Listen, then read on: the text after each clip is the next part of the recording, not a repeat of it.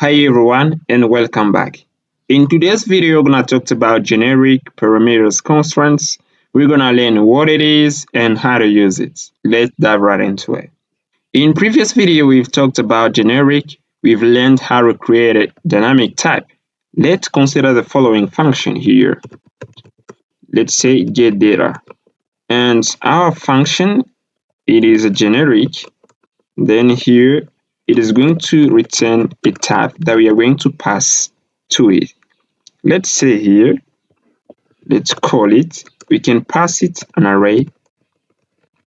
We can pass it an array of string here. And also we can pass it whatever parameter type. Here we can see here our function is returning an array of numbers. It is returning here an array of string, but also we can pass it. It can return also a boolean. And how can we prevent this behavior? We are going to use constraints. We are going to say that we want the t here to be of a particular shape. Let's say here we got an actor interface. Let's say interface actor. It has two keys. First one, the name, and the second one is going to be movements. It is going to be a tuple up and down. And then here, if we constraint the t to be of actor shape, here we are going to use the extend keyword. We already know what is extend keywords. Previous video we talked about it, but here we are going to use the extend keywords as a constraint. We are going to say that t extends actor. It means that the shape that we are going to pass here, it is going to be of actor in a face. And here you can see we are getting here an error. And to remove this error, we are going to pass here the name, Chris, and the movement. Movement here, it is a tuple up and down. And that's how we can use constraints. Here we are constraint the t to be of type of actor. Now let's take another example. Let's say here, let's create first an object of actor object, and then we're gonna type it with actor interface, and then here we're going to say it is going to be Chris and movement up and down. And to get a value of a particular key of the actor object, we are going to do this actor, and then we can pass the name. Here the result is Chris. Here Chris is the result if we run our program, and the result is Chris if we run our program. Now let's create a function, a generic function which has a constraint that is going to achieve the same thing. Okay, let's say function get actor prop value.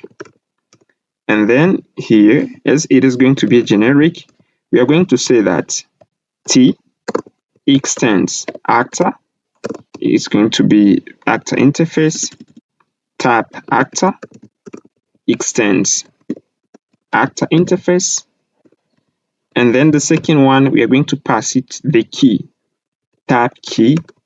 We're going to say extends key of actor.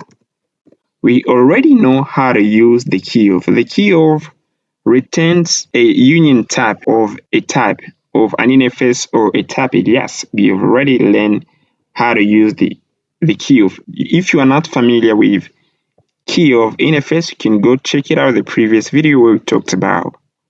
Now here and then here, the first parameter is going to be actor with actor interface. Let me do this. It is going to be actor, and the second one, it is going to be the key. I'm going to type it with t key. And then here we are going to do this. Here we are going to get the actor, and then here we are going to pass the key. It's like is the same here, because here is the object, and here After it is represent the object here, it is the same as here. As here, you can see the same thing here. You can see also here. And then here we are passing the key because here this second generic type here represents a union type of this. It looks like this. Let's copy this, and then this results in union type movements. It means it returns a union type of name or movement here. Go check it out, the previous video where I talked about here. And then here, when we are going to call our getActor function, we are going to pass it actor.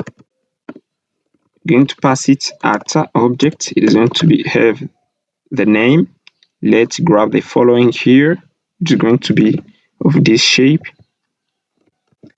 And then you can see here we are getting an autocomplete. This suggests us to select the name or movement. If we select the name, we are going to get Chris. And this is how we can use generic constraints. Here we are constraining that the type key it is going to be name and movement. Now let's take another example.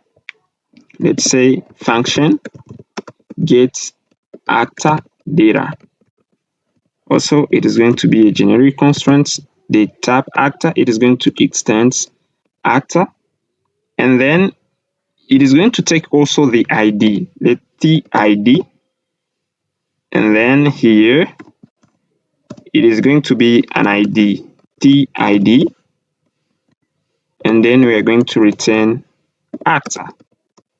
Here you can see our function, it is going to take actor interface here.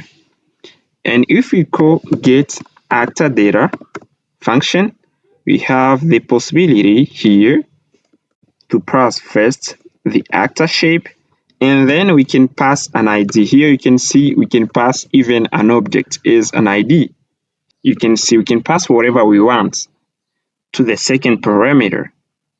But how can we constrain here the TID type to a given type? We are going to use here extends.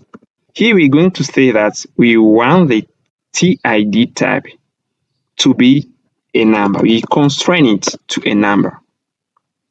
If we pass a value which is not a number, you can see here we are getting an error because TID it is constrained to be a number. Or we can constrain also the T to be a number or a string. Here, if we pass here a string, no error because we just constrain the TID type to be a number or a string. And that's how you can use generic parameter constraints to constrain a type to a particular type. That's pretty much it, guys, for this video. I hope you enjoy. Don't forget to subscribe, and I see you in the next one.